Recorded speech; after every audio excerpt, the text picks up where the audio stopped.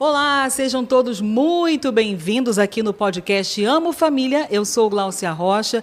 Eu estou aqui hoje com um convidado muito especial para a gente bater um papo aqui e aprendermos muito com ele. Deixa eu logo apresentar. Ele é o apóstolo Joel Pereira, nascido em Volta Redonda, casado há 35 anos, com a mesma mulher, pastora Silvia. Importante. Tem 4 filhos, isso é importante nos dias de hoje, é uma informação, né, muito relevante. Em 1992, ele fundou a comunidade evangélica Projeto Vida, lá em Volta Redonda, que hoje tem mais de 45 igrejas espalhadas pelo Brasil, Itália, Londres e também em Portugal. Ele é graduado em teologia, é pós-graduado em teologia urbana. Tem uma paixão por Israel e pela cultura hebraica e por assuntos relacionados a Israel. Cultura, ética, sionismo, revelações e conhecimento profundo do Antigo Testamento. Todo esse conhecimento aparece constantemente nas pregações que ele faz, no ministério, naquilo que Deus chamou ele para fazer e no seu propósito maior, que é a transformação integral do indivíduo por meio da palavra de Deus. Ele também é idealizador da Rede Rompendo Limites, de uma rede de pastores e lideranças que caminham juntas debaixo de discipulados, relacionamento e ensino. Já falei o nome dele aqui, vou repetir, e quero deixar aqui o nosso boas-vindas e o nosso Amém. Muito obrigado por esse seu tempo tão precioso, apóstolo Joel Pereira. Que alegria, mas vou te falar, hein? Quem é esse currículo aí? Eu nem lembro disso, né? Mas amém, né? Eu acredito que o propósito dele não é uma exposição, mas de alguma maneira inspiração. Sim. Né? Porque a gente percebe que existe uma busca às pessoas de ter o conhecimento, mas o conhecimento que não provoca uma prática, ele causa uma crise. Mas uma vez que a gente consegue transformar ele em realizações, é bonito. Eu ouvindo aí hoje, ver a responsabilidade aumentou. Uau. Eu me lembrei, eu falei, uau, que Sou que é eu. isso aí? Mas a alegria estar com você aqui, compartilhar esse momento com pessoas que eu tenho certeza que vai agregar algo na sua vida. É aquela hora de chamar os amigos, mandar o link para alguém e fazer acontecer, né, o que a gente vai conversar aqui na vida de muitas pessoas. Apóstolo, eu acho que olhar um currículo como esse é inspirador no sentido de fazer com que as pessoas entendam que não basta apenas ir à igreja, Claro. não basta apenas fazer uma faculdade, Claro. não basta apenas você ficar sentado num banco sendo alimentado, você precisa buscar conhecimento, aprofundamento, não é isso. Eu vejo hoje muitos cristãos, de uma maneira geral, eu viajo bastante, e a gente vê muitas pessoas sentadas, né, Ok. querendo receber apenas e sem fazer esse movimento, né, de busca de Sim. conhecimento. A verdade é que essa busca pelo conhecimento dos líderes, né, pastores, como eu sou já há alguns anos, desculpa, é com o propósito, Gláucia, de responder à dor das nossas ovelhas. Então, eu acredito que líderes que estão me ouvindo aqui agora, principalmente, eles podem concordar ou não, mas assim, a grande motivação que a gente tem é de encontrar respostas, não aquelas que só Deus responde, mas de trazer alívio às pessoas. Então, por isso que vale a pena, sim, porque a tendência é a gente, às vezes, andar só no nível da unção, que é fantástico. Eu sempre digo à minha equipe que a unção, ela abre portas, mas o treinamento mantém uma porta aberta. Se uma pessoa não treinar, ela não consegue manter o que ela conquistou. E o conhecimento, só pelo conhecimento, ele causa normalmente um nível muito ruim de crises, né? Eu fui no Israel a primeira vez, fazem mais de 20 anos, e um dos lugares que marcou foi o Mar Morto.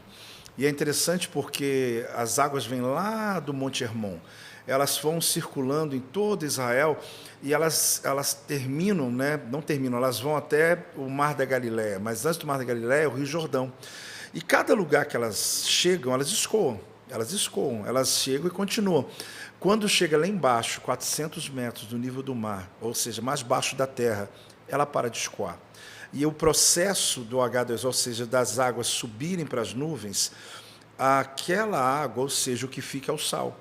E ela fica tão forte que vai virando enxofre. E fica tão forte que mata tudo que tem dentro. Então, eu sempre digo que pessoas que recebem e não escoam, elas se tornam muito desse jeito. Porque elas têm conhecimentos de tanta coisa na vida, mas elas não conseguem provocar uma mudança na esquina dela, na família, na casa, até mesmo no filho. Então, já que a gente falou do assunto, eu já termino aqui, o conhecimento, ele é bem-vindo, desde que ele não seja só para você. Mas quando você busca aquilo ali é por causa de alguém, é uma maravilha. Porque aí você não fica um enxofre, uma pessoa azeda, uma pessoa indigesta, que quando chega só quer falar de coisas que sabe, mas que nada daquilo mudou ninguém. Às vezes não mudou nem a própria vida dela, né? Porque se tivesse mudado, não estaria nesse lugar com essa água, né, parada. Parada. Por quê? Porque o processo de receber entrega é o processo do aprendizado. Eu chego aqui hoje, eu estava falando com pastores, né? Eu sentei um pouco com o pastor José Gonçalves, não tem como sentar com ele e você não sair com ensinos.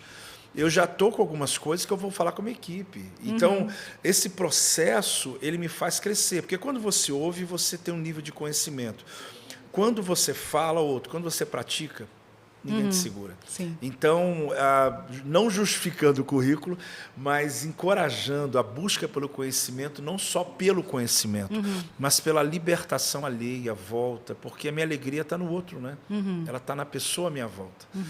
Então, isso. E hoje existe muita dificuldade, né, apóstolo? Assim, às vezes a liderança, os pastores trazem uma direção, mas o que eu percebo, e até na minha vivência também na igreja, falta dizer como.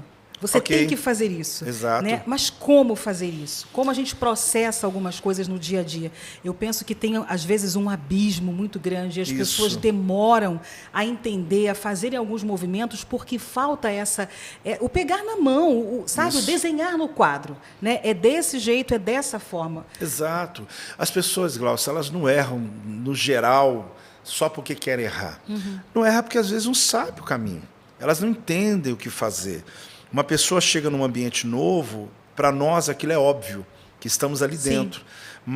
E a pessoa que entrou tem vergonha de fazer algumas perguntas.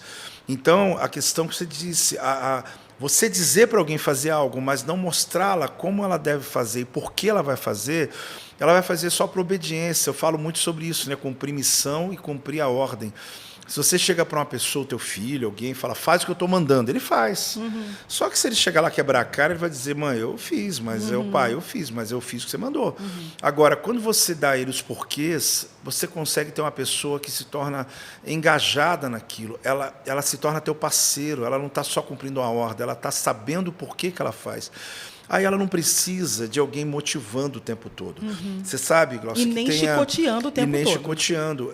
Com todo respeito aos treinadores, que é muito fantástico, normalmente os treinadores eles empurram no sentido de motivar. E glória a Deus por eles. Porque, de alguma maneira, algumas pessoas quase desistidas, eles vão lá e motivam. Vamos. São reanimados, né? Porém, a gente tem algo mais do que isso quando a gente abre a Bíblia. Porque a gente não motiva, a gente inspira. E a inspiração, ela não é nada fora, é dentro. É quando você planta uma semente numa pessoa e você está esperando que ela tome as decisões dela.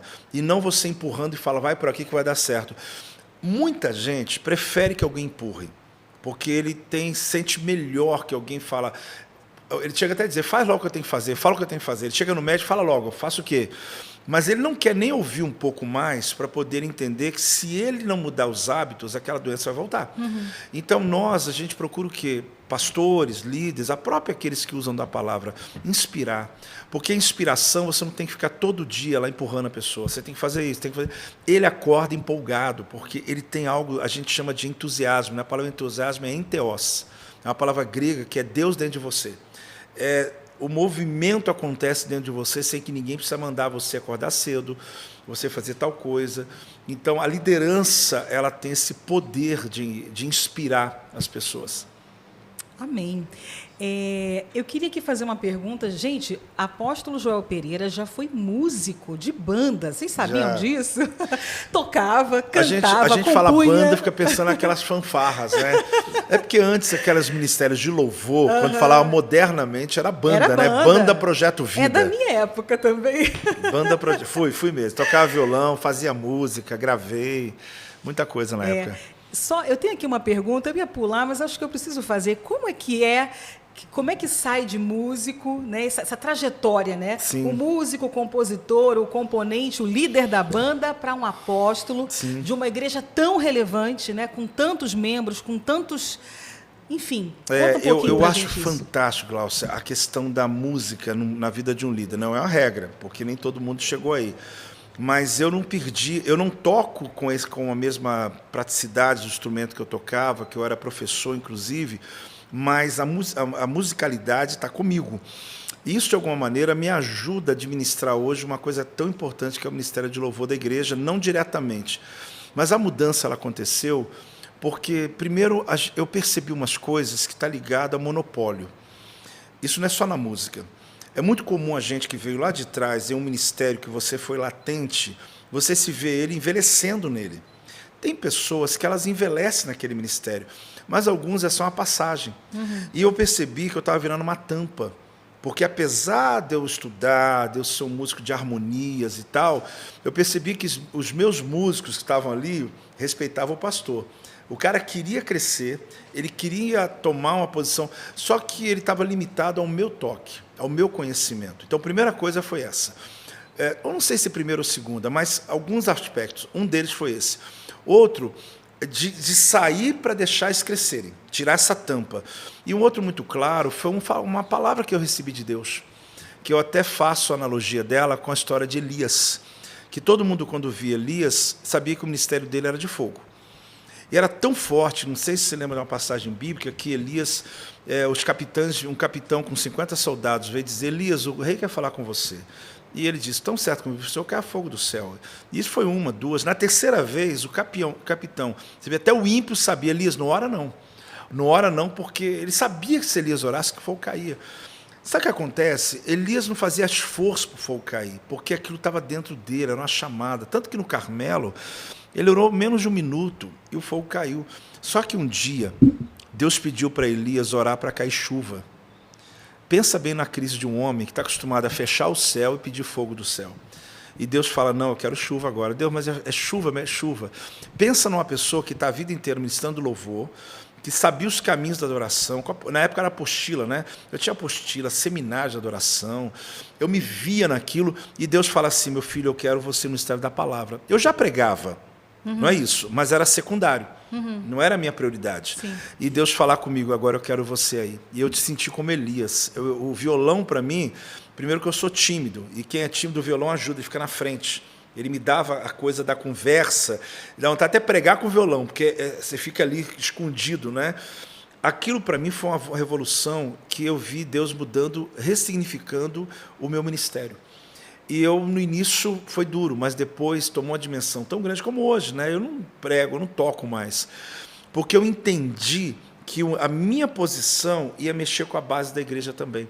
Então é interessante quem está nos vendo hoje, que não é uma regra só na música, mas ministérios que estão monopolizando de um jeito que os novos chegam e não conseguem crescer, porque essa pessoa está aqui dizendo: isso aqui é meu chamado, aqui ninguém entra. Na verdade, você não perde nada, você amplia, e as pessoas crescem também. Então, do músico para apóstolo, foi uma palavra que eu tive de Deus, que Deus estava realmente me dando um novo registro de fé. Elias, ele teve que orar muito para cair a primeira chuva, porque ele não tinha intimidade com aquele ministério novo. Mas depois que ele pegou o projeto, eu brinco às vezes que Elias falava assim: Deus, só quer fogo ou chuva hoje? Né? Então hoje eu falo com Deus: só quer música ou quer palavra? Porque eu transito bem nos dois, porém eu me alegro muito de ter entendido naquela época e ter fluído. E hoje lá na igreja tem 150 músicos, tem um monte. Então eu percebo que eu tirei a tampa para que as coisas acontecessem. Isso pode ajudar alguém a pensar. Vamos lá, aqui mais uma pergunta. Eu acho que isso aqui tem a ver também com essa resposta aí que o apóstolo deu. Tem uma frase na bio do seu Instagram que diz assim: quem se adianta, governa. E quem se atrasa é governado. Fale para a gente um pouquinho sobre o significado disso daí. Essa é uma base de todo o Projeto Vida, né? A gente tem várias ações ligadas a essa frase. Ela nasceu há mais de, quase 30 anos atrás, numa exegese feita em 2 textos, e eu não vou entrar na exegese em si. Exegese, quando você estuda um texto, né, disseca um texto, que era Josué, quando ele dizia assim: santificai-vos hoje, porque amanhã o Senhor fará maravilhas no meio de vós. Começou ali. Aí Deus falou claramente comigo, não comece o teu dia de amanhã sem ter liberado decretos hoje. Prática, coisa prática. Não comece amanhã sem fazer a tua agenda do amanhã, que é a questão da gestão, né? E ali a gente entendeu o seguinte, peraí, mas se eu me adiantar, eu acordo com um plano muito claro. E num estudo profundo do Salmo 91, olhando cada demônio do hebraico, que são os 7 demônios do deserto, a seta que voa de dia, mortandade que assola o meio-dia, terror noturno, a praga, cada um deles, eles representam um horário de trabalho. Eles trabalham 24 horas por dia, sempre zerando ao meio-dia. E é um estudo mais profundo. Aí eu falei, meu Deus, quer dizer então que todo dia o inferno trabalha 24 horas para eu desistir. 24 horas. Agora, se ontem à noite eu libero uma palavra, quando Satanás chegar, ele vai ser governado, porque ele vai chegar atrasado. Isso nasceu da maneira espiritual, só que ela se tornou uma frase de gestão, para o escritório, para tudo. Por quê? Se você chega atrasado numa reunião, você tem como dar opinião nenhuma. Se você chega atrasado, todo atrasado, ele perde autoridade. Então, só que isso não é só o atraso do horário, é o atraso do tempo, das estações. É aquele pastor que está fazendo a leitura, aquele líder, aquele empresário que está fazendo uma leitura sobre o tempo dele. E ele entender quais são as ações que ele tem que fazer agora. Só que se ele se atrasar, ele vai ser governado pelo mercado. E a mesma coisa é a igreja. A igreja não se trata de mercado, a igreja se trata da conquista da cidade. Se ele não conseguir entender o tempo e as estações, ele vai ter muita dificuldade de conseguir ter resultados no ministério dele. Então, a frase, ela nasceu a partir dali, replicada por muita gente hoje, mas com essa base. Muito pouca gente hoje, vocês estão ouvindo, sabe, não conhece a etimologia dela. Ela nasceu por conta disso. Santificai-vos hoje, ou seja, prepare-se hoje. Aí, por isso, Projeto Vida. Começa o ano, 31 de dezembro, decreto por ano inteiro. Está no ano da travessia. Cada mês do ano tem um texto bíblico, dia 1º ele é publicado. E não é nada cansativo, é apenas uma lembrança. Olha aqui, tem uma palavra profética. Então, a gente compreendeu o quê? A gente está adiantando as nossas agendas para que quando Satanás quer atrapalhar, opa, você já está atrasado, a gente já declarou o que Deus vai fazer. Então é isso. E é bem gostoso viver isso na vida, né? Porque é horrível você ficar fora do seu tempo. É. O apóstolo falou algo muito interessante sobre a igreja conquistar a cidade. Okay. E tem aqui naquele currículo, né? Maravilhoso, a teologia urbana. Eu me formei, eu fiz uma pós-graduação sobre isso, porque eu senti uma necessidade, depois de anos já formado em teologia, e essa questão da teologia é tão interessante, porque muitos pastores hoje, líderes, pregadores excelentes, não estudaram a teologia. E a pergunta é, será que é tão necessário assim? E a base é essa, porque a construção de conceitos, ela é muito além de você só copiar uma frase bonita, ou você só ter ali uma performance bonita. E eu não tenho nada contra isso, porque é importante que o evangelho está sendo pregado, pessoas sendo alcançadas, mas essa construção é importante. Quando eu estudei, eu estava muito preocupado com uma coisa chamada comunicação. Eu comecei a perceber que a igreja que eu apacento, o Projeto Vida, que era, digamos, moderna, ou vista pelo menos como igreja moderna, a gente não estava conseguindo atingir o coração de fato das pessoas que a gente queria comunicar. E a teologia urbana, ela me fez pensar um pouco além da bolha, da caixa, das paredes, a ampliar o meu ministério, além do que nós temos a koinonite, porque a koinonia é linda, mas a koinonite, que é uma metáfora, é que está tão bom aqui a gente, que se chegar alguém, a gente meio que fecha. E às vezes, intrinsecamente, tem igrejas que fazem isso, não é por maldade. Sim. Alguns, pastor, estava te protegendo. Como? Se aquela família inteira foi embora, você não trouxe até mim? Na verdade, porque é cômodo, é aconchegante para uma ovelha que tem 100 pessoas, o pastor cuida de todo mundo. E aí você começa a perceber qual a minha linguagem fora da igreja. Aí, em resumo, Glaucio, o que aconteceu? Eu comecei a olhar o culto e pensar assim, aquela coisa de tela mental, né? Eu falei assim, chega uma pessoa aqui que nunca entrou numa igreja, como que ela vê a gente? Com todos esses trejeitos de crente, de evangeliquez e tal, tem coisas que eu não vou poder mudar. Nossa igreja pentecostal, ora em línguas, tal. Só que me entrega, e a linguagem, ela tem que chegar ao coração daqueles que a gente quer. Então, a igreja, ela não me fez fazer, através desse projeto, evangelismo na rua. Isso eu já fiz lá atrás. Ela não se trata disso. Ela se trata de tornar a igreja acessível a qualquer pessoa de qualquer religião. E um dos maiores elogios que eu recebi esse dia foi exatamente isso. Um espírita frequentando a igreja, e ele fez questão de dizer assim: pastor, eu sou espírita. Eu falei: que bom, está tudo jóia, mas eu quero dizer que tem 5 meses que eu venho aqui e a tua palavra... Quer dizer, ele não sabe o que ele é mesmo, mas ele... Mas o que eu senti elogiado? Porque ele se sentiu bem, ele ainda diz: eu estou na minha religião, que para mim não importa, porque importa é Jesus. E pode até causar polêmica que eu estou falando aqui agora, porque Jesus não trouxe uma nova religião. E o que ele está sendo ali, ele vai tomar decisões no futuro. Mas ele entrar ali e me entender e dizer que ele está 5 meses entendendo, uma senhorinha com mais de 80 anos, ela falou: pastor, a tua palavra eu entendo tudo. É mais do que um teólogo me elogiar. Um adolescente esses dias dizendo para mim, um adolescente, um espírita, uma senhorinha, é mais do que um PhD, um doutorado em teologia. Por quê? Porque eu estou dizendo: meu Deus, graças a Deus eu estou conseguindo trazer a comunicação até eles. Então, é essa visão de ganhar a cidade. A outra visão é conquista de território. Guerra espiritual, principado, potestade. Essa a gente faz, digamos, na nossa sala de guerra. Ela não é feita... Aqui é o que nós estamos falando para o povo. Agora, aqui, já ungir 7 entradas da cidade, o rio. A gente é meio louco lá, pentecostal, sabe? Acredita mesmo que o mundo espiritual se conquista à base da oração, da guerra espiritual. Ok. É muito aprendizado, né, gente? Vocês estão aqui Amém. acompanhando, né? Muita história, muita bagagem. E eu queria saber, apóstolo, que o senhor revelasse aí alguns aprendizados que teve nessa trajetória toda para um jovem pastor que está iniciando agora aí a sua missão, seu chamado. Eu vou elencar algumas delas aleatoriamente, mas importantes. Eu falo aleatório porque eu não tenho como dizer quais são.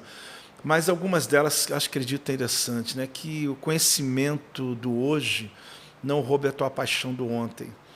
Porque, às vezes, a gente começa a conhecer tanto e a gente perde aquela busca que a gente tinha ingênua, sabe? Aquela coisa da presença, e você, uau, agora eu já sei tanto, aquela pregação. Então, é uma delas. Anote a caneta, eu falava isso hoje, né? Aquilo que você considera princípios imutáveis. Mas, por favor, anota a lápis as revelações, as estratégias, os métodos, porque você vai ter que apagá-los e mudar daqui a 2, 3 meses, daqui a 2, 3 anos, porque você empedrar algumas coisas dessas vai atrapalhar você romper na vida. O teu sucesso é meu alívio. É uma frase que eu digo à minha equipe, para que a gente aprenda que ninguém está concorrendo com você. As pessoas, elas estão crescendo com você. E muitos líderes, eles têm medo de alguém ocupar o lugar dele. Então, pastores estão começando, mas eu corro risco. Eu corro até hoje, mas eu prefiro correr o risco e acreditar, e incentivar as pessoas a terem sucesso à minha volta, do que exatamente eu ser um líder que tem dificuldade de descentralizar. Aonde há concentração de poder, vai ter concentração de demônios. Por quê? Porque o inferno não tem outro jeito. Eles querem derrubar uma igreja com 1000 membros. Se o pastor ele é centralizador, é fácil, derruba ele. Mas descentralizar poder, descentraliza demônios. Eles ficam perdidos. Uau. Porque eles chegam num lugar onde eles procuram quem não é ele. Não é, mas espera aí, qual? É ele. Não, tem um líder principal, mas acho que ele veio só domingo. Como é que eu vou fazer? As outras coisas estão funcionando sem ele. Então, a gente tem que aprender a dar tarefas, a levantar liderança, mas a frase, ela faz alguém pensar. Todo centralizador ele corre riscos, porque está tudo nele. Então, a revelação vai embora com ele. Miles Monroe, né, ele dizia uma frase fantástica, né, que o lugar mais rico da terra é o cemitério. Porque ali tem livros que não foram escritos, quadros histórias que não foram pintados, histórias. Então, é recorrente mas pode ter gente que nunca viu, né, que é uma maneira assim, resumida dele falar isso, né? Quantas coisas que foram levadas para o túmulo e que elas nunca foram usadas, nunca foram estabelecidas, porque elas foram guardadas para um líder só. Ele não conseguiu passar isso para frente. E aí vai, posso continuar aqui a tarde toda, né? O tempo todo que alguém tá vendo, né? As lições, elas são amplas, né? Faça menos para fazer melhor, né? Porque quanto mais especialista você for, mais você vai ser requisitado e feliz, porque John Maxwell disse: nunca seja bom naquilo que você não gosta. Porque as pessoas vão pedir você para fazer todo o tempo e você vai ficar angustiado todo o tempo. Posso parar? Bom, por mim também eu ficava a tarde toda, mas eu sei que o apóstolo tem um horário aqui. Não, tá tudo bem. E eu quero aqui, tem mais umas 2 perguntas, pelo menos aqui, tem até mais. Como é que o apóstolo vê hoje a igreja evangélica no Brasil nos dias de hoje? Eu estou animado. Sério? Eu estou animado sim. Porque isso acontece, Glaucia. Eu sei que essa pergunta ela pode, no bom sentido, ter duplo sentido. Eu falo bom sentido porque não é só intenção pejorativa. Mas, quando a gente já logo pega essa pergunta e dá aquela análise fria e direta, eu viajo o Brasil todo, fora, e eu, então, conheço a igreja brasileira. Não posso dizer que conheço tudo, né? Porque o Brasil é muito grande e as denominações elas são muito amplas. Mas eu estou na estrada há uns 20 anos viajando. E eu estou muito animado com o que eu estou vendo. Porque não é que eu não estou olhando as igrejas empedradas, as igrejas que estão paradas no tempo, etc, etc. Mas até essas estão meio que em crise. Porque elas estão assim, o que a gente vai fazer? Eu estou atendendo muitos pastores que eles querem sair dessa posição das águas paradas. Agora, quando eu falo estou animado, é porque eu tenho entrado em lugares que eu estou surpreso com uma quantidade de gente, pessoas querendo Deus, independente do método, a teologia, a performance do pastor, do tipo de estrutura, mas, em geral, crescendo.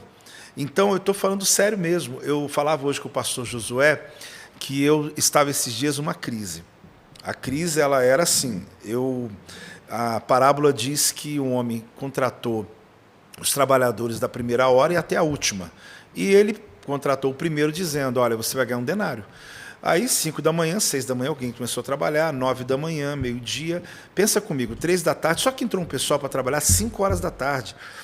Quando o dono da vinha foi pagar, pagou um denário para isso, um denário para isso, um denário, e para o primeiro um denário. Esse primeiro falou: poxa, mas eu tinha que ganhar mais. E o dono da vinha falou: mas eu combinei com você, eu estou pagando o que eu combinei. E eu transformei esse entendimento na realidade do Brasil hoje.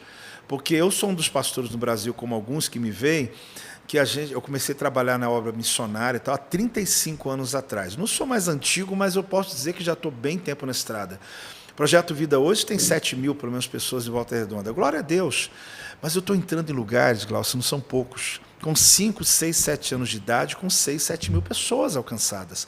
Aí eu fui reclamar com Deus, falei: Senhor, tu está dando um denário para eles também? Entende? Eu falei: peraí, eu comecei a trabalhar há muito tempo. Mas eu fiz essa brincadeira com os meus discípulos, que eu apacento, mais de 300 pastores que eu apacento, dizendo para eles o seguinte: você tem 2 escolhas. Criticar o que Deus está fazendo, ou seja, por que ele pagou um denário para quem começou a trabalhar às 5 da tarde? E não é a crítica para as igrejas que estão crescendo, que até algumas delas, o pastor já tem aquela igreja no coração há 20 anos. Ela tem 7 anos, mas o pastor já sonhava com ela há muito tempo. É outra história. Mas, para te resumir, isso está me empolgando, porque eu estou percebendo que eu nunca vi isso no passado. Eu não vi. Eu vivo no ministério lá desde 92. Então, assim, uma igreja muito grande, ela tinha 500 pessoas. E ela não é só tamanho, é influência. Essas igrejas estão começando a ter muita influência. Então, eu estou animadíssimo. Mesmo que eu estou há 35 anos no ministério, eu estou me sentindo como começando com eles hoje. Eu quero mais aprender, ver o que Deus está fazendo. E isso está me dando esperança. A minha oração é que eles não se percam, que esses líderes guardem o coração, que eles não se envaideçam, que eles possam ter velocidade sim, mas eles possam lembrar de onde saíram. Mas eu vejo assim. Agora, se você me perguntar de um outro ponto de vista, eu vou, como muita gente, vou criticar aqui uma série de questões que ainda as igrejas estão presas a uma religiosidade. Mas eles vão ter que acordar, Glaucia, porque estão sendo empurrados. Ou vão ficar críticos dizendo para quem está rompendo, né? Ou eles vão olhar e falar: peraí, eu acho que eu devia entrar nesse movimento. Não é só um movimento pentecostal, moderno, mas eu Eu preciso entender o que Deus está fazendo, porque Ele está vivendo a época da última colheita, dos últimos trabalhadores, sim, dos últimos turnos. Está claro, gente. Eu vim de Jerusalém agora, semana passada. Desculpa falar, o pau está quebrando, o mundo está acabando mesmo.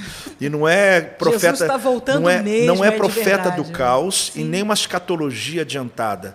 Mas, gente, o que eu estudo sobre isso, o pessoal fala, apóstolo, como é que está? Meu irmão, santifica, meu irmão. Porque está tudo muito latente. E o crescimento faz parte disso, esse crescimento exacerbado da igreja evangélica. Eu acho importante o apóstolo falar um pouquinho sobre essa mensagem, né, do fim, do que nós estamos vivendo hoje. Sim. Existem muitas pessoas que ainda estão dormindo, não estão atentas para essas verdades, né, do cumprimento das profecias bíblicas. E o apóstolo acabou de chegar de viagem, eu penso que tem aí, em poucas palavras, algum recado importante, né, para acordar aqueles que estão dormindo aí acerca disso. O que acontece, independente da teologia aqui, da escatologia, né, que alguns acham que a igreja vai apanhar, depois vai subir, outros acham que a igreja sobe e a tribulação vai quebrar aqui o pau e tal, a gente tem que entender o seguinte, independente da linha teológica ou escatológica, Israel sempre foi o relógio.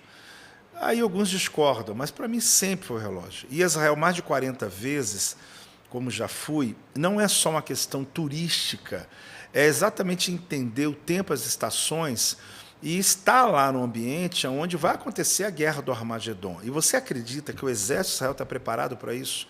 Independente deles serem sionistas, aliás, a maioria é sionista, mas de serem messiânico, ou seja, eles não creem no Jesus, a grande maioria que nós cremos. Eles vão saber quem é Jesus quando ele voltar no Vale do Armagedon. Só que estudando na Universidade Hebraica, eu me lembro um professor falando que eles suportam 29 dias, 10 países contra eles. Eu perguntei, mas por que 10? Ele disse, porque nós estamos esperando a guerra do Armagedon. Aí eu falei, como pode, né? A gente acha que eles estão alheios a isso, e a grande verdade é que eles estão entendendo que os países vão se levantar contra eles. Agora a gente viu uma prévia disso quando lançaram 300 mísseis contra eles e nenhum caiu. Isso por quê? Eles estão esnobando? Não, é porque estão esperando 10 países como esse. Não é um, não. Um foi só um aperitivo. Agora, isso quer dizer que eu estou celebrando a guerra? Não. É que alguém primeiro fala assim, eu vou a Israel o dia que acabar o conflito. Nunca vai. Você nunca vai, você esquece, você não marca viagem, você não vai mesmo, porque eu nunca deixei, eu sempre fui baixo de conflito. Eles estão aumentando. E, na verdade, o pior é o contrário. Quando vê a paz, meu irmão, aí o anticristo está chegando. Então, a gente percebe... né? Exato, aí que é o contrário. Então, meio que a psicologia é reversa. Quando vem a paz, fala, agora eu não vou mais não, agora eu não vou sair do Brasil mais. Então, é muita coisa falar sobre isso. A questão do final dos tempos, Glaucio, a gente só não pode se apegar àquela teologia antiga do medo do final. Eu fui criado, e não tão errado quem me ensinou, era o que eles tinham para me ensinar. Eu era evangélico com medo de morrer. Eu era evangélico com medo do inferno. Meu evangelho era por causa do medo de Jesus voltar. Essa não é a grande parte. A gente não pode estar pronto porque Jesus está voltando, porque o inferno está aí. A gente precisa, de fato, querer o rei, querer Jesus. A gente, de fato, está com ele porque a gente quer estar com ele, e não ao contrário disso. Mas quem está nos vendo agora, acorda para a vida, porque vai chegar uma hora que você vai olhar para o lado, cadê mamãe? Foi arrebatada. E lembra que o anticristo vai dizer que foi abduzido por um ET. A história vai ser essa. Bem provável que a narrativa vai ser essa. E aqui vai continuar o mundo acontecendo. Só que sem os evangélicos que subiram, sem os... evangélicos, né? Sem aqueles que têm Jesus como Senhor, que vão, no abrir e fechar de olhos, vão estar na glória. E eu vou estar nessa. E aqui estaremos lá. E quem que ficar, pode usar meu carro, pode ir lá ficar com a minha casa, fica tranquilo. Mas é o final dos tempos. Apóstolo, a gente está aqui no podcast Amo Família, e eu não poderia deixar de perguntar sobre a família. Eu tenho aqui umas palavras assim muito valiosas que diz assim, de uma pessoa muito conhecida sua, viu? Diz assim, olha, quando eu te conheci, você era um menino tímido e de poucas palavras. Sua linguagem era música e, através dela, você verbalizava os seus sonhos. Hoje você é um homem que, a cada palavra, torna possível os sonhos mais distantes. Você tem esse dom que, banhado de paixão, consegue encorajar e estimular a todos nós.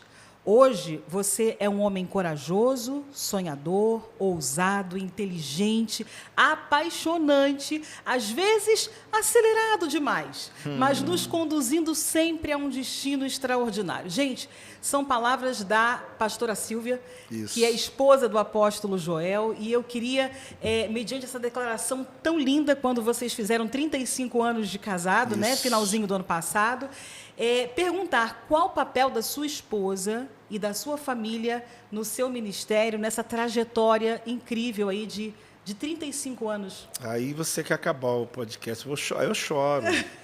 Aí eu A intenção choro. era essa. De verdade. Aí você tocou no assunto que é a minha paixão. E aí é verdade, aí eu choro. Porque, na verdade, você falou, o ministério está aqui, né, falando de coisas e estratégias e tudo mais.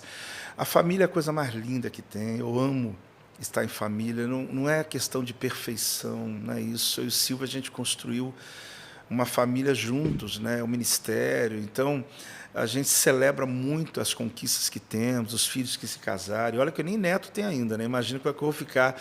E a Silvia está nessa, você está me chorando, né, Joel? Eu falei, não tem como não ficar. Porque olhar da onde Deus nos tirou é uma gratidão absurda. Então, sim, a família é muito importante, mas para muitos é um chavão, né? Mas eu falo, Glaucia, que sucesso que você não pode celebrar em família não é sucesso.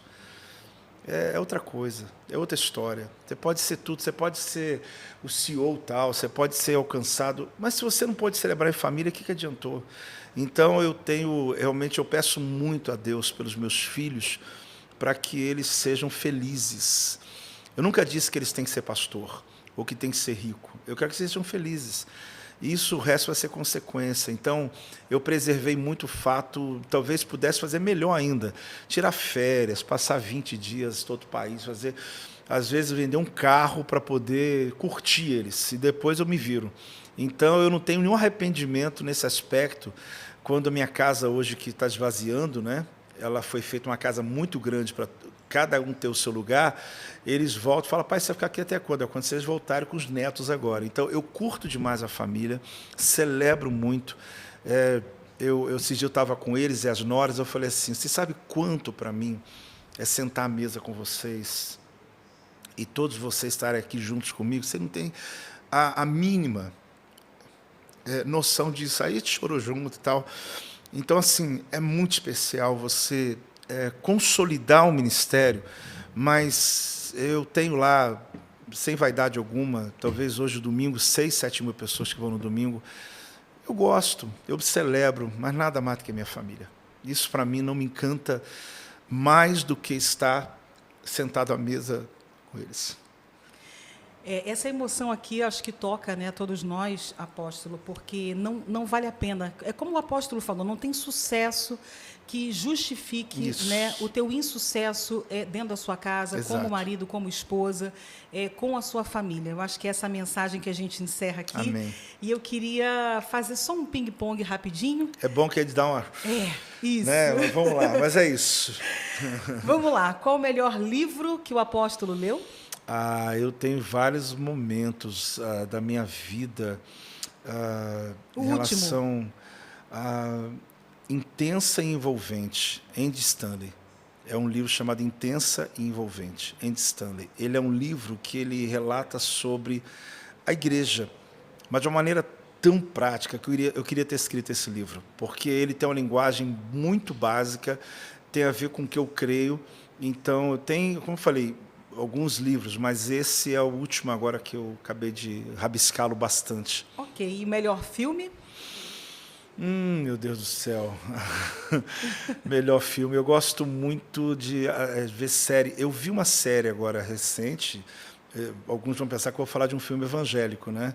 Que era, meu Deus, A Gota Milagrosa, que é um filme sobre degustadores de vinhos, e que eles têm uma competição entre eles. Então, tem todo o cenário francês, tem toda uma da Europa, e esse filme ele foi o que mais impactou agora recente. Na verdade, são 6 ou 8 capítulos do filme. Gotas Milagrosas. Okay. É bem interessante. Seu prato de comida preferido? Filé parmegiana. Uau!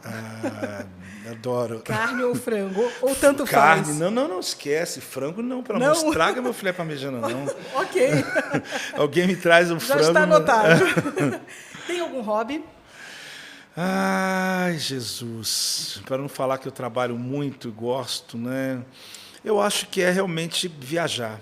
Viajar. Eu gosto muito de andar de moto, né?